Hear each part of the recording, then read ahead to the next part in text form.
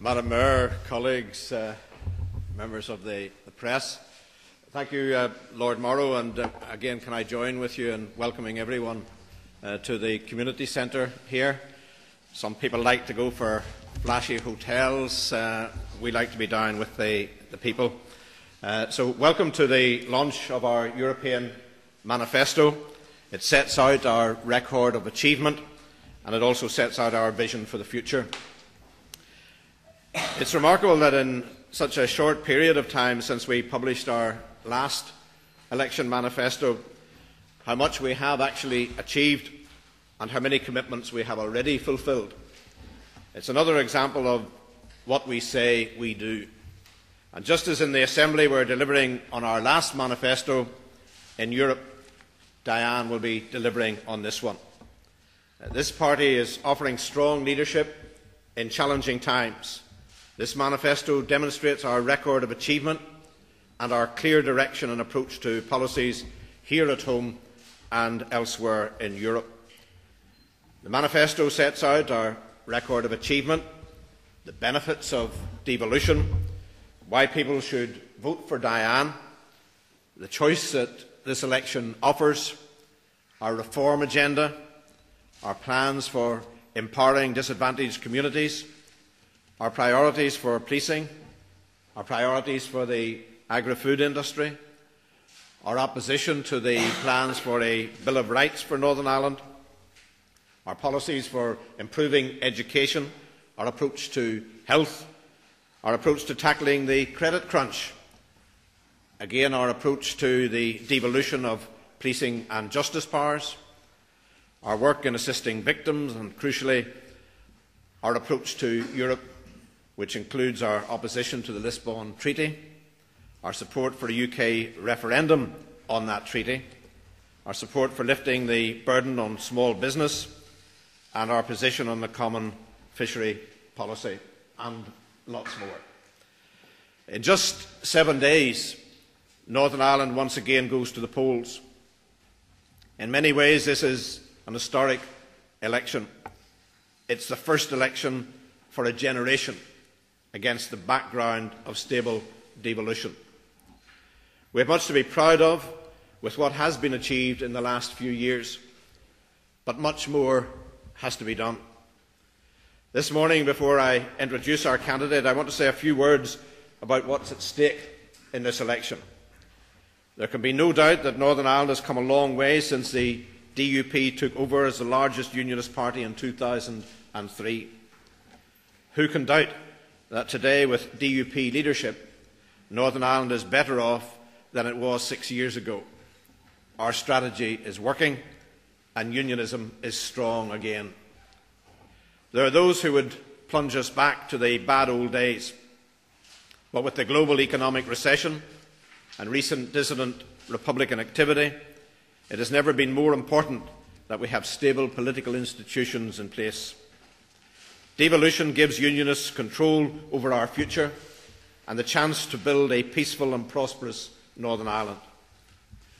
The direct rule that some of our opponents would prefer would leave Unionism isolated and with no hope for the future.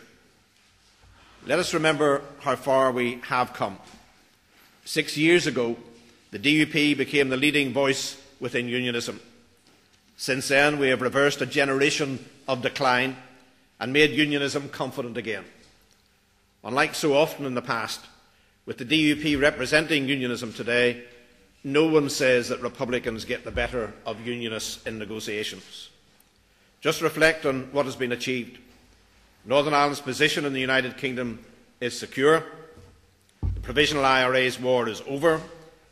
We as Unionists once again have control of our own destiny, and Northern Ireland is enjoying a level of peace and stability that could only have been dreamed of a few years ago. We have not completed the journey. There is still much to be done, but we must acknowledge the massive progress that has been made.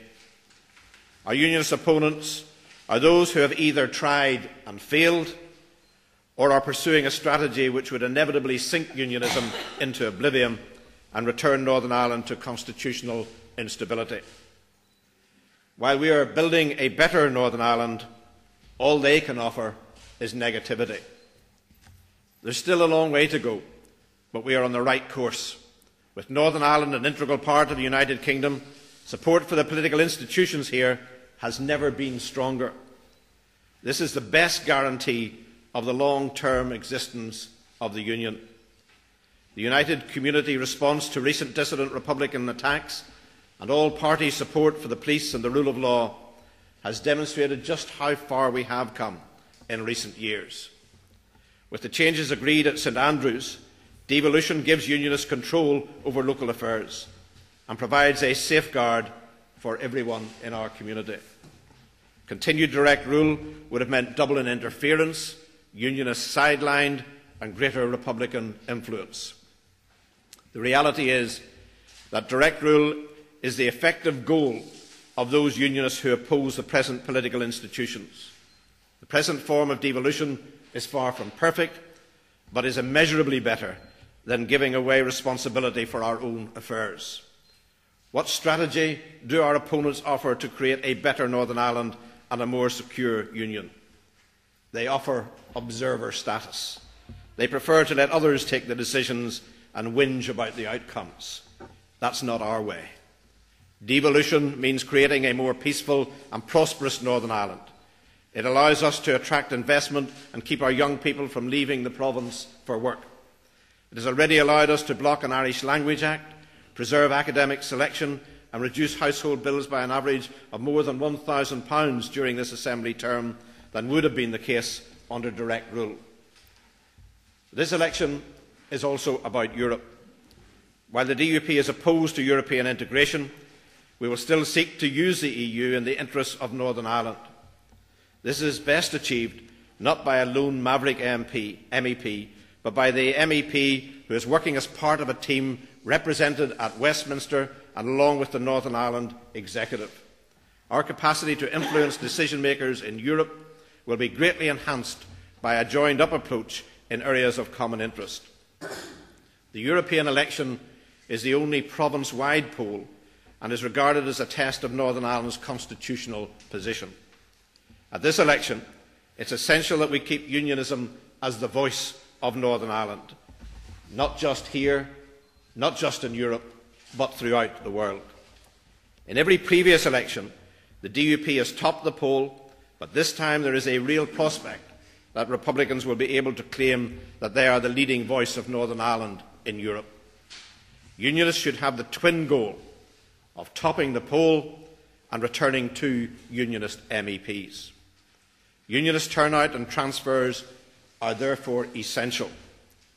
In every previous European election, this has been achieved by voting DUP number 1 and then transferring to other Unionist candidates. And we can do it again.